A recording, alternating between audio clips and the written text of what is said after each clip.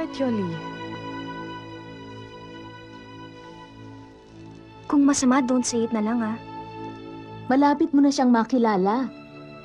Malapit mo nang makilala ang lalaking itinalaga na makasama mo ng higit pa sa mga araw ng buhay mo. Pero ikakasal na ako eh. How can you say na makikilala ko na siya? 100 taon kayong naghintay upang magkasamang muli. At kapag hindi natupad ang itinakdang araw, 100 taong ulit kayong luluha. You mean, hindi yung boyfriend niya ngayon? Hindi si Alex? Paano mangyayari yun? Maniwala ka sa akin. Sa oras na magtagpo ang inyong mga mata, malalaman mo at malalaman rin niya na walang sino mang nilalang ang maaaring makapaghiwalay sa inyong dalawa. At malapit mo na siyang makilala.